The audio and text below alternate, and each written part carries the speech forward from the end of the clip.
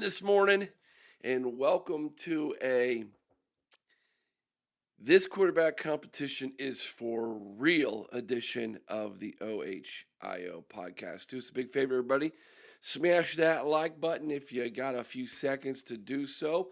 Please consider commenting down in the comment section below. And if you haven't already, please consider subscribing to the channel. We are only just a couple people away from 3,900 subscribers, and we would love to have that by the end of the day if at all possible. So please consider doing so if you haven't already, especially if you're a Buckeye fan. If you're a Buckeye fan, you should be subscribed to the channel already, man. Help a fellow Buckeye out, right? All right, guys. So this quarterback competition is officially legit, okay? I will be the first one to admit, and I think if you were to get a coach one on one off the record, they too would admit to you that they thought Julian Sayin was the guy, might still be the guy, but they are pleasantly surprised with how well Lincoln Kienholz has performed in this quarterback competition. Now, the question arises, and obviously it should be asked, is this Lincoln overachieving, or is this Julian Sayin not performing at the level they anticipated? And usually the truth lies somewhere in the middle when you ask a hypothetical question like that. Yes, I believe Lincoln's game is pleasantly surprising to a lot of people. I also think Julian's game isn't quite where they thought it was going to be. And so you have somewhere in the middle where this has all of a sudden become a real quarterback competition. If you were to hold a gun to my head and say, who's the opening day starter? Who's the starter game one against Texas? I'm still going to lean Julian Sayin because of all the intangibles he brings to the table as a five-star blue chip quarterback out of high school who's in his second year with the program. Okay. However, that being said, there are some advantages as to why this quarterback competition is going to go on into the summer and into the fall, heading into the 2025 season. There are some benefits to this for Ryan Day. Number one, and he made this perfectly clear when talking about the quarterback competition when asked, "Hey, what's the chances that you're going to name a starter?" I quote, Ryan Day says, maybe one of these guys jumps out ahead this week and really makes some separation, which if they do, then they do. But we'll see. We'll kind of see where it goes. Somebody would have to make a significant move here on Tuesday and or Saturday to really make that move to jump ahead. End of quote. So let me interpret this for you. Ryan Day's not going to announce a starter at the end of spring camp. He's not going to do it. There's no benefit for him in doing so. Now, if there was a above the other one this spring and during the quarterback competition, then I believe Ryan Day is the type of coach and type of man. Well, he would let that other quarterback know, look, you gave it your best shot. We did all we could, but at best you're the backup here, and maybe you should consider going into the transfer portal if your desire is to one day be a starter, especially if that's Lincoln Kienholz. Because think about it, Julian's 1 year younger than Lincoln, and they got Taven St. Clair uh, in the wings here coming up. So, all of that being said, I think he would owe it to Lincoln if indeed Lincoln was not going to win this quarterback competition and everybody knew it, which is kind of what everybody was thinking going into this thing. However, it's Lincoln 2, Julian 0 if you're keeping track at home based off of what the media is saying, based off of what the students were saying at the student appreciation scrimmage this past Saturday, based off all the highlights that everybody's seeing from the media team. Lincoln is outperforming Julian to a degree in this thing. It's not like Julian's playing terrible. I just don't think Julian is at the level that they anticipated him being at this point. And so because of that, again, Julian maybe is a step back to where they thought he would be, and Lincoln is about 2 to 3 steps further along than where they anticipated, thus making this thing neck and neck, as Ryan Day said. Also, he went on to say, quote, I think it's fair to say that Taven has probably the longest way to go just because of just the lack of experience. The talent and his ability to run, his athleticism, the arm, he has all those things. He just needs to play more. He needs to see it more. The game is just moving really fast for him right now, but he's picking it up. He's getting it every day. So I'd say he probably has the farthest way to go. And then Lincoln and Julian are pretty much neck and neck right now. So because a lot of people have been asking, what about Taven St. Clair? Can he jump into this thing? Can we get a Terrell Pryor or a Braxton Miller true freshman type of thing here where neither one of these guys is performing well enough and the freshman is like, hey, if you've got 3 equal guys, go with the younger guy because it's going to help you out in the future, right? That's not the case here, which is good news. That is good news for Ryan Day. If for 2 reasons. Number one, if Taven were to be that guy, it immediately is going to affect your recruiting in 2026 for the quarterback position because you're not going to be able to go out and get a top flight guy who doesn't think he can come in and compete right away because the guy who's just 1 year ahead of him is already the starter and has 2 more years of eligibility at Ohio State. Think Jeremiah Smith at the wide receiver position if there was only one wide receiver that was allowed to be on the field. Okay, that's the case at quarterback. That's not going to happen here. So you're going to be able to go out and recruit a top guy for the 2026 class with the idea of, hey, you're going to be able to come in and you're going to be able to compete in the first couple years against Taven for that starting position. Okay. Number two, it takes pressure off Taven.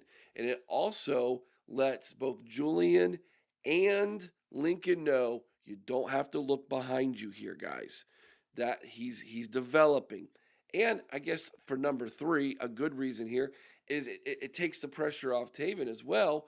And he can spend this first year with Billy, the quarterback coach, really developing his game and letting this first year be a year of solid development, which is what Ryan Day likes to do. If you look at how he took care of CJ Stroud and how he also has kind of groomed Julian Sayin, which is another reason why a lot of us believe Julian Sayin at the end of the day is more than likely going to be the guy.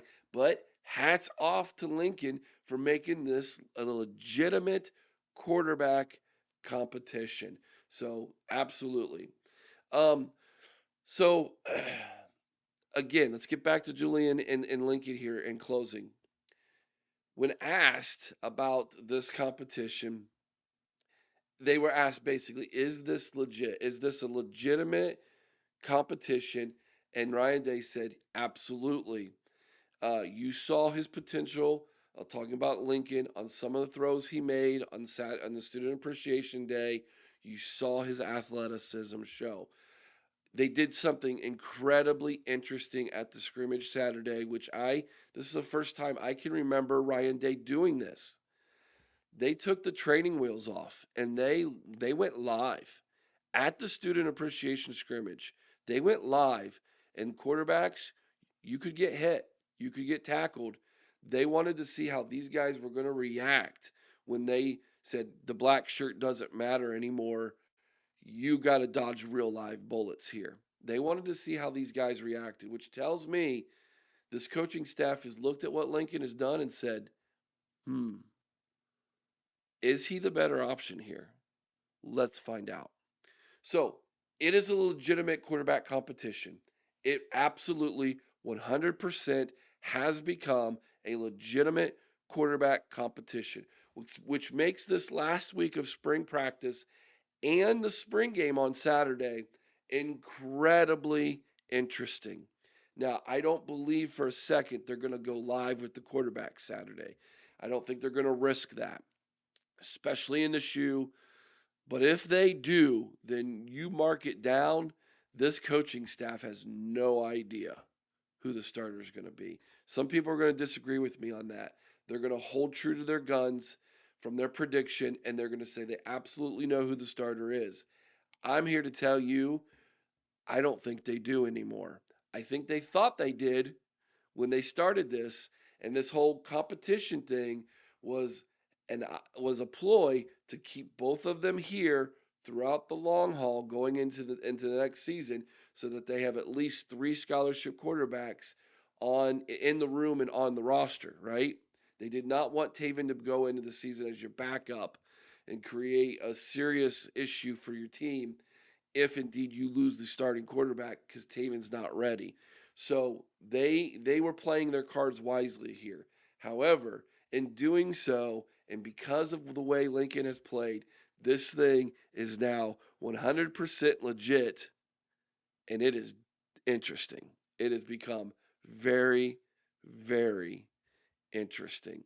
All right, today's verse of the day comes from James chapter 3, verse 8. But the tongue can no man tame. It is an unruly evil full of deadly poison. We need to learn how to bridle our tongues, especially online. Something a lot of us need to learn how to do. Don't forget this Saturday we have our spring game, which they called it a showcase at first, but spring game fan appreciation tailgate. We will be just south of the French Field House there in the parking lot north of the shoe right by the bike trail. Y'all come out, spend some time with us. You can win some prizes. There's going to be some food. You can meet some former Buckeyes. Mike Wargo, the Rudy of Ohio State's going to be there. I believe Ryan's going to swing by, Ryan Miller from the 96 Rose Bowl team, and with Second and Seven. And of course, since we're doing this joint tailgate with Second and Seven, we are trying to raise some funds and some donations for Second and Seven. So if you come to the spring tailgate, please consider bringing a new or slightly used children's book to donate to Second and Seven, which will go to a good home for a kid, and or consider bringing a donation for Second and Seven, so that they can continue this worthwhile ministry of making sure that they fight illiteracy here in Ohio and beyond. And we are so appreciative to be a part of Second and Seven here at the OHIO podcast. All right, everybody, that's the show for this week. Let me know what you think down in the comment section below. I said this week for today. That's the show for this morning. It's early. It's early. And this is the first time I've been back doing a morning show since I've been sick. You can probably hear that in my voice. I sound a little raspy still, but I do feel better. Thank you, everybody, for all your thoughts and prayers while I was under the weather. I truly do appreciate that. Looking forward to the tailgate on Saturday. Hopefully going to meet a lot of you. We would love to take pictures with you, meet you, talk some Buckeyes with everybody. We'll be tailgating before and after the spring game. So if you come before, swing by after. We're going to grill some hot dogs, hang out for a couple hours after the spring game, talk some Buckeyes. But we'll be there early in the morning as well. So make sure you swing by, you meet us, you say hi to us. Bring a book if you don't mind, a children's book for donating to Second and Seven. We really would appreciate that. Have a great day, everybody. Attack this day with being, as Schlegel says, gas food ready, or what did he say? Gas station ready. I love that. I love that guy, man. Love his energy. But have a great Tuesday, everybody. Be kind to one another. I owe someone's OH. Sing Carbon Ohio with all your heart. You all know what to do. Go Bucks.